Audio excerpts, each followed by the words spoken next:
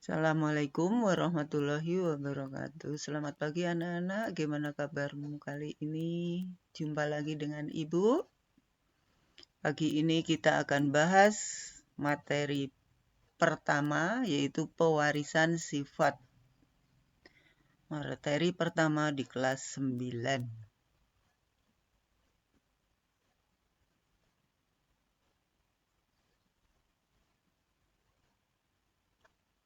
Pernahkah Anda semua mengamati wajah dari anggota keluarga kalian, teman-teman sekelas?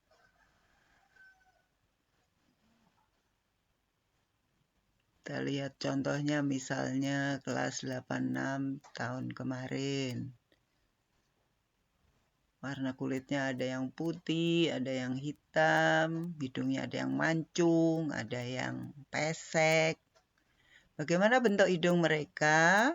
Warna kulit, mata, atau alisnya?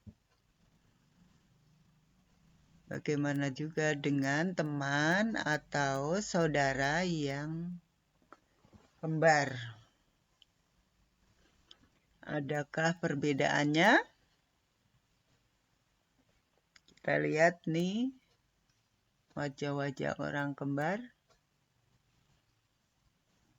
Bila ada ayah dan ibu, kemudian satu anaknya, mirip siapakah anak ini dari gambar ini? Sifat-sifat yang kita amati diturunkan dari generasi ke generasi berikutnya. Perpindahan sifat dari satu generasi ke generasi berikutnya disebut dengan penurunan sifat atau hereditas.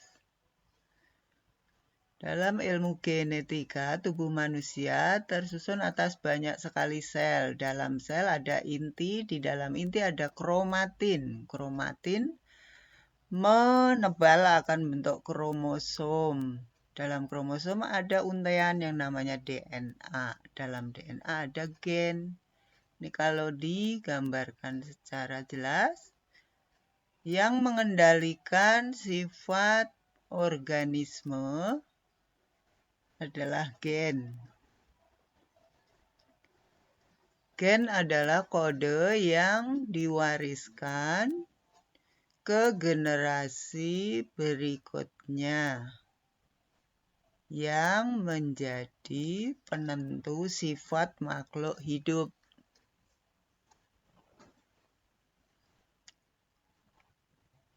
Gen terdapat pada DNA. DNA itu deoksiribonukleik asid, molekul penentu pewaris sifat yang berbentuk untaian ganda yang berpilin atau double helix.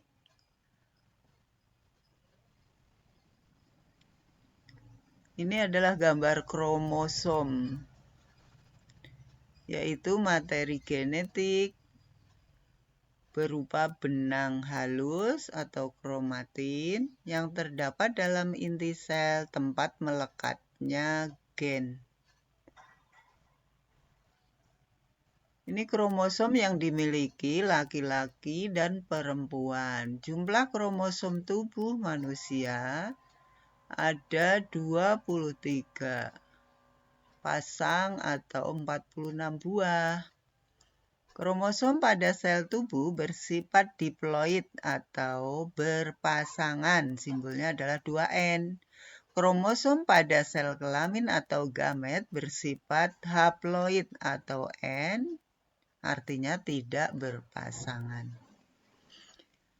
Pada laki-laki, kromosomnya terdiri dari 22 pasang autosom atau kromosom tubuh, dan satu pasangnya adalah kromosom kelamin atau gonosom yang disimbolkan dengan huruf XY. Sedangkan perempuan terdiri dari 22 pasang kromosom tubuh atau autosom dan satu pasang gonosom atau kromosom seks yang simbolnya adalah XX. Untuk jumlah kromosom pada gamet atau sel kelamin separuh dari jumlah kromosom manusia, yaitu 23 buah. Coba kita perhatikan gambar keluarga ini. Kalau kita perhatikan dengan teliti, coba wajah dari bapaknya. Hidung, terus bentuk muka. Adakah anak yang mirip dengan ciri tersebut? Sepertinya tidak.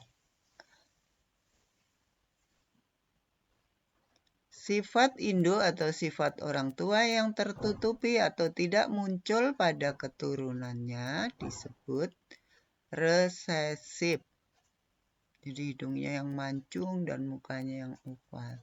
Perhatikan dari semua anak sifat ibu yang sering muncul. Coba sebutkan sifat atau ciri ibu yang muncul pada anaknya, yaitu bentuk hidung dan juga rambut. Sifat induk atau orang tua yang sering muncul pada keturunannya disebut dominan, bersifat dominan. Coba kalau kita perhatikan kulit dari anak ini, hanya satu yang warna kulitnya putih. Tidak mirip ayah, tidak mirip ibu, disebut bersifat intermediat. Karena hasil perkawinan itu akan menghasilkan variasi sifat induk yang tidak dominan atau tidak resesif. Jadi sifat anaknya gabungan dari dua induknya. Atau sifat yang tampak itu tidak mirip dari ayah maupun ibu. Namanya variasi. Maka bersifat intermediat. Mungkin mirip kakek atau neneknya.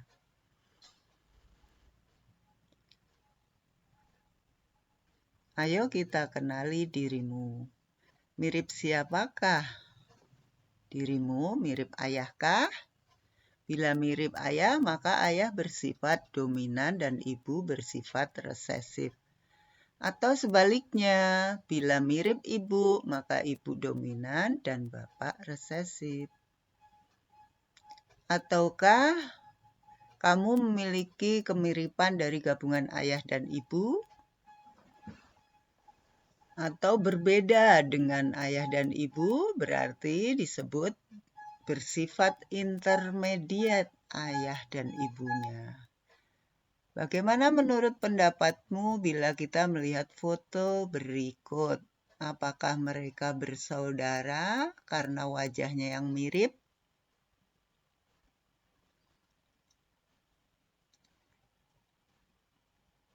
Tentu tidak, walaupun ciri-ciri yang dimilikinya banyak kemiripan, ternyata mereka bukanlah bersaudara. Karena untuk membuktikan seseorang memiliki hubungan saudara, bukan karena kemiripan atau perbedaan ciri, melainkan dicek dengan menggunakan tes DNA atau gen yang ada di kromosom. Nih kita lihat gambar sel waktu di kelas 7. Bagian tengah namanya inti sel. Dalam inti ada kromosom tadi, yaitu benang halus. Yang di dalamnya terdapat DNA, deoksiribonukleot acid. Dalam DNA terdapat gen penentu sifat. Kromosom ada dua macam, autosom kromosom tubuh dan gonosom kromosom seks yang menentukan jenis kelamin. Gen penentu sifat ada yang sifatnya dominan, ada yang resesif, dan ada yang intermediat. Pewarisan sifat memungkinkan terjadinya eksistensi gen pada suatu generasi. Gen diwariskan sehingga keturunannya mirip salah satu orang tuanya atau variasi dari orang tuanya. Seorang ilmuwan bernama Gregor Mendel yang melakukan penelitian tentang pewarisan sifat. Beliau adalah seorang pendeta dan ahli botani yang berasal dari Austria. Objek penelitiannya yaitu pada tanaman kacang ercis. Beberapa alasannya karena satu, memiliki ciri yang mudah dibedakan. Umumnya, umurnya pendek. Yang ketiga, dapat melakukan penyerbukan sendiri. Dan yang keempat, mudah dilakukan penyerbukan silang. Kemudian mampu menghasilkan keturunan yang sangat banyak. Itu alasan mengapa menggunakan kacang ercis. Berkat jasanya, maka Gregor Mendel disebut sebagai bapak genetika. Genetika itu ilmu yang mempelajari tentang penurunan sifat. Teorinya ini dikenal dengan sebutan hukum Mendel. Hari ini kita belajar mengenai pewarisan sifat, yaitu gen, kromosom, DNA yang bisa diwariskan ke keturunannya. Semoga kalian paham bahwa sifat yang kalian miliki adalah berasal dari kedua orang tua kalian. Assalamualaikum warahmatullahi wabarakatuh.